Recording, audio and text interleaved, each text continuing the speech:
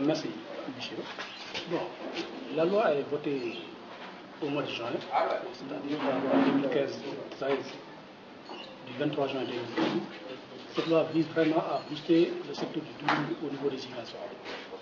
Comme je l'ai dit tout à l'heure, cette loi, son esprit, c'est d'accompagner le secteur hôtelier de la région de la Casamance naturelle.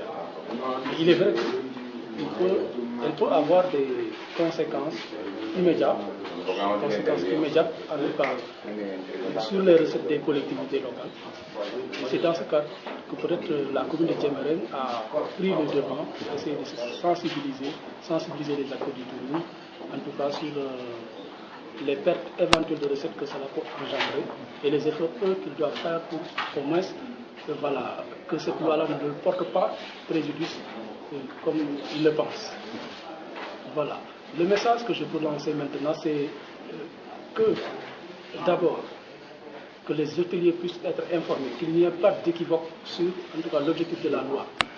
La loi est votée, mais ce n'est pas une loi qui est applicable sur ce plateau et qui va permettre à ces hôteliers de ne plus payer leurs impôts, notamment les impôts locaux. Il y a peut-être ce qu'on va appeler le décret d'application qui sera pris, et c'est ce décret d'application qui va nous permettre, nous, de savoir exactement quels sont les hôtels qui sont exonérés, quels sont les hôtels qui bénéficient en tout cas des avantages de cette loi et quels sont les autres qui ne le sont pas. Et maintenant, quelles sont les mesures à prendre ici au niveau des collectivités pour que les recettes ne puissent pas en souffrir.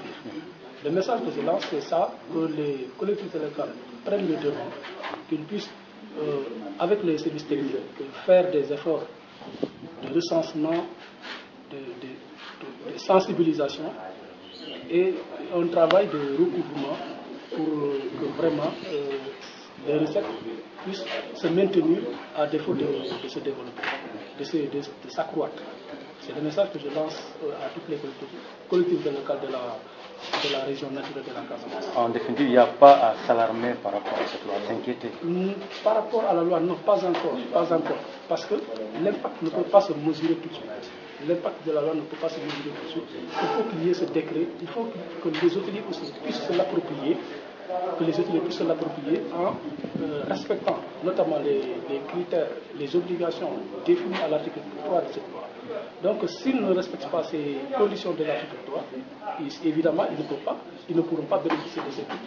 Et ensuite, il y a d'autres secteurs, parce que l'esprit de la loi, je l'ai dit tout à l'heure, c'est d'accompagner le secteur touristique. Quand le tourisme se développe, il est vrai qu'il y a de ces activités connexes qui vont l'accompagner. Ces activités connexes seront aussi des activités qui seront taxées aux impôts locaux. Donc, nécessairement, il y aura un accroissement des recettes des collectivités. Voilà. C'est vrai que le Club Med, c'est le poumon de l'activité, en tout cas au niveau de la commune de Diembéring. En tout cas, je pense qu'il faut attendre le décret d'application. Parce que le Club Med est géré par le centre qu'on appelle le centre des grandes entreprises, qui s'occupe des grandes entreprises. Donc, le Club Med dépend de Dakar.